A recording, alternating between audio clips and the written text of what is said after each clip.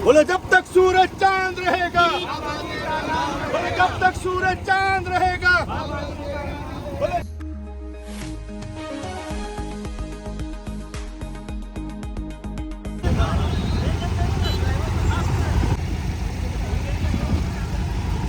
बोले भारत माता की, बोले जय भीम, बोले जय जय जय जय जय भीम, जय भीम।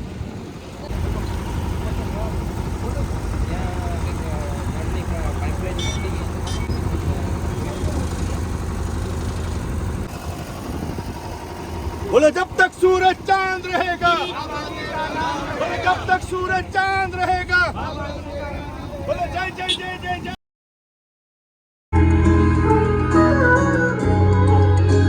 बोले जय जय जय जय जय भीम, बोले जब तक सूरज चांद रहेगा।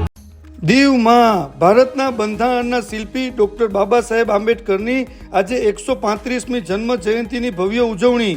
આજે ભારતભરમાં ડોક્ટર ભીમરાવ રામજી આંબેડકરની 135મી જન્મ જયંતિ ભારે આદર અને ગૌરવ સાથે ઉજવાઈ।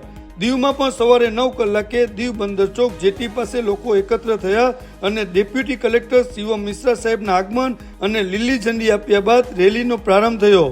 રેલીમાં જય ભીમના નારા સાથે વાતાવરણ ગુંજી ઉઠ્યું।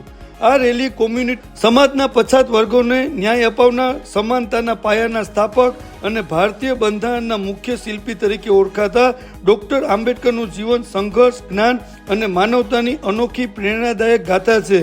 ડોક્ટર આંબેડકરનો જન્મ 14 એપ્રિલ 1891ના રોજ મધ્યપ્રદેશના મહુ શહેરમાં થયો હતો। તેઓ મહાર જાતિમાં જન્મેલા હોવાથી બાળપણથી તેમને અસમાનતા અને અછૂતપણાનો કડવો અનુભવ થયો। આવા અપમાનજનક અનુભવોએ નાનકડા ભીમના મનમાં શિક્ષણ અને સમાનતાની જ્વાળા પ્રગટાવી। બાબા સાહેબનો અભ્યાસ પ્રત્યેનો લગાવ અદ્ભુત હતો। તેમણે મુંબઈમાં અભ્યાસ પૂર્ણ કર્યા બાદમાં અમેરિકા જઈ કોલંબિયા યુનિવર્સિટીમાંથી PhD પ્રાપ્ત કરી। ત્યારબાદ તેમણે લંડનની લંડન સ્કૂલ ઓફ ઇકોનોમિક્સમાંથી ડોક્ટરેટ મેળવી।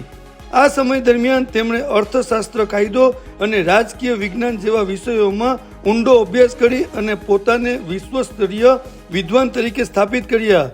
ભારતમાં પરત ફર્યા બાદ ડોક્ટર આંબેડકરે સમાજમાં ચાલી રહેલી અછૂત પ્રથા સામે જંગ શરૂ કર્યો।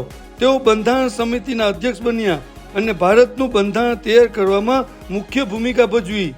6 ડિસેમ્બર 1956ના રોજ ડોક્ટર આંબેડકરનું નિધન થયું। તેમનું અવસાન માત્ર એક વ્યક્તિનું નહીં પરંતુ એક વિચારધારાનું નુકસાન હતું। ડોક્ટર આંબેડકરનું આખું જીવન સમાજના પીડિત અને વંચિત વર્ગોને ન્યાય અપાવવાના સંઘર્ષમાં વીત્યું। તેમણે પોતાનો આરામ, આરોગ્ય અને વ્યક્તિગત જીવન ત્યાગીને દેશ માટે કામ કર્યું। આજના સમયમાં પણ ડોક્ટર આંબેડકરના વિચારો એટલા જ મહત્વપૂર્ણ છે। સમાનતા, શિક્ષણ અને સંવિધાનિક હકો અંગે તેમની વિચારધારા આજે પણ સમાજને માર્ગદર્શન આપે છે। તેમની જન્મ જયંતિ આપણે માત્ર તેમને યાદ જ ન કરીએ પરંતુ તેમના આદર્શોને જીવનમાં ઉતારવાનો સંકલ્પ લઈએ।